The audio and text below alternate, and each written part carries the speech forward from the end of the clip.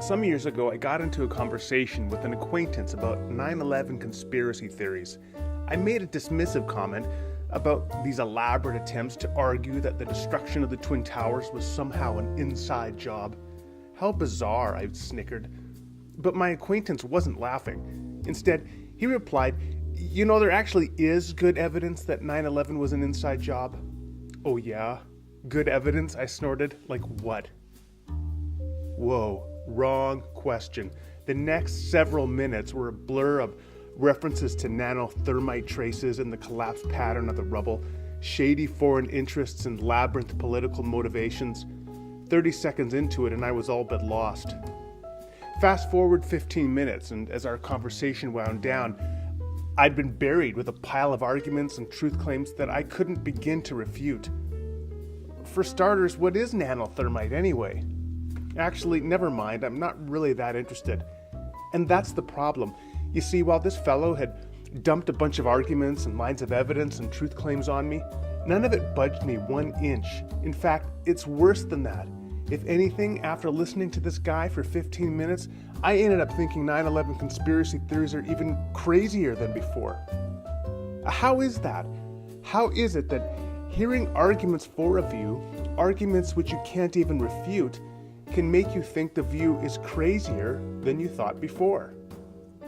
Here's the key point.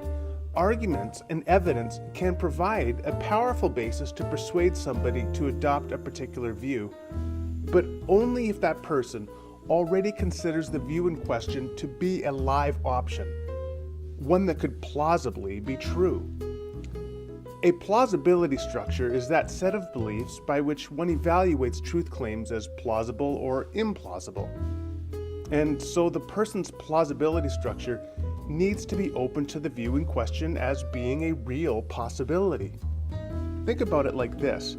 How do you extinguish a fire? You might think, you dump water on it. And usually that works, but everything changes if the fire in question is a grease fire. In that case, water can actually spread the fire. When we're facing a grease fire, a different strategy is required. And so it is for Christian apologists facing critics for whom Christianity is not even a plausible option. It's not part of the plausibility structure. You pour traditional apologetic arguments on that kind of skepticism, and you can make that skepticism even worse. Conventional arguments for theism or Christianity can be effective when first people believe Christianity is a live option. That is, when a person's plausibility structure is open to the truth of the claim.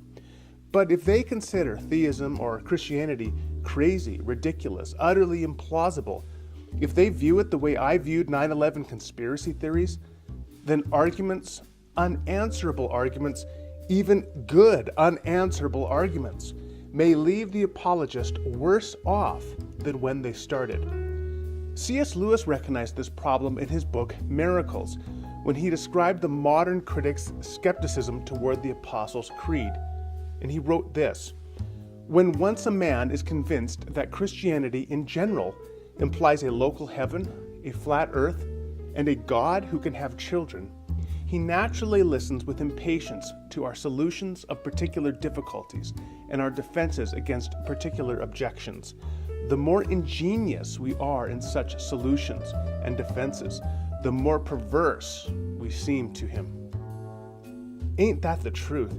Just as I became more incredulous with every unanswerable argument for a 9/11 conspiracy theory, so the modern skeptic often becomes even more incredulous with every unanswerable argument for the existence of God, or the historicity of the resurrection, or the coherence of the doctrine of the Trinity.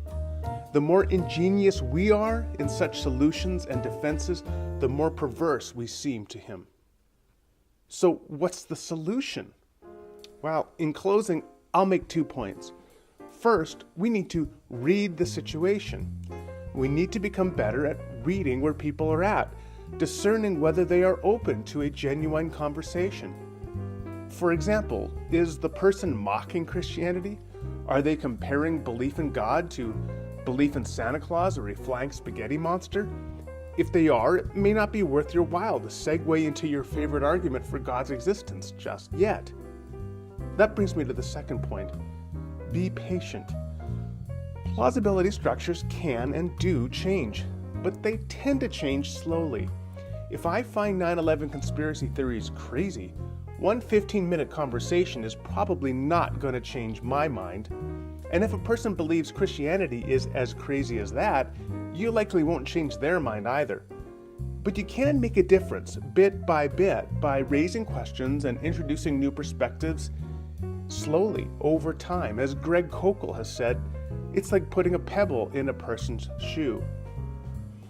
We have an apple tree in our backyard, and this year we had our first crop of apples. Being the impatient fruit grower that I am, I kept going into the backyard and gently tugging on the stem of one of those apples, and day after day that stem resisted my grip. But then one day, things were different. The second I tugged, that apple gently broke away from the branch and landed in my hand. Waiting until the fruit was ready made all the difference. Cultivating relationships and laying the groundwork for apologetic argument is similar, and waiting until people are ready to hear you out can produce some wonderful fruit.